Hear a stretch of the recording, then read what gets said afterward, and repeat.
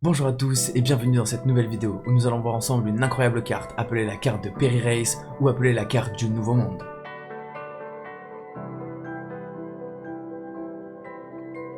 Depuis toujours, l'homme dessine de nombreuses cartes pour découvrir et explorer le monde.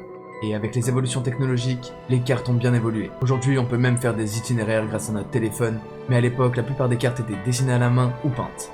Pourtant, je suis sûr que la plupart d'entre vous ont déjà vu des cartes très spéciales passer sur TikTok. Aujourd'hui, on va s'intéresser à l'une d'entre elles, appelée la carte de Peri Reis, découverte en 1929.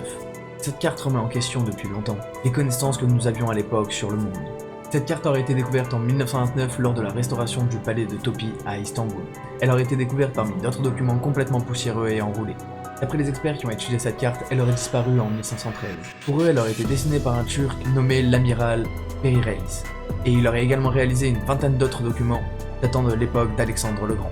Les études ont montré que cette carte avait été dessinée sur une peau de gazelle, et malgré ses 400 ans, lorsqu'elle a été redécouverte, la représentation de l'ouest du monde était complètement intacte. Ce qui est époustouflant, c'est que toutes les positions géographiques sont parfaites, et que ce n'est généralement pas le cas pour les autres cartes de la même époque.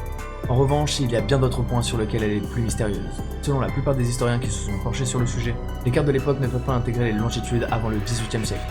Pourtant, cette carte démontrerait le contraire. Et autre détail sur lequel les historiens vont se pencher, c'est que cette carte montre une partie de notre planète que personne n'était censé connaître à l'époque. Elle représenterait notamment l'Antarctique au pôle sud, alors que cette découverte aurait seulement été faite en 1820.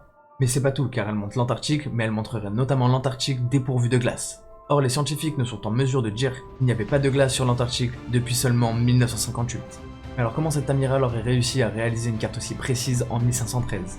Plus récemment, des scientifiques ont essayé de comparer cette carte avec des vues de la Terre prises de l'espace, et ils ont été troublés. La correspondance entre les deux était quasiment parfaite, ce qui encore une fois est très anormal pour l'époque.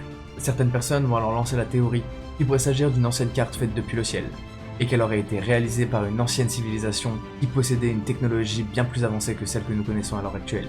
Mais pour certains scientifiques, il ne s'agirait pas dans la représentation de l'Antarctique, mais ce serait plutôt une représentation du bas du Brésil, ce qui serait beaucoup plus cohérent pour l'époque. L'encre de la carte de Peri Reis a été testée chimiquement, et datée au carbone 14, et les résultats ont montré qu'elle remonterait bien au 15e siècle. Cette carte serait donc authentique et montrerait que les Turcs, bien que loin de l'océan Atlantique et de l'Amérique, se tenaient au courant des dernières découvertes de l'époque. Et il faudra sûrement encore un peu de temps avant de trouver une explication rationnelle et concrète.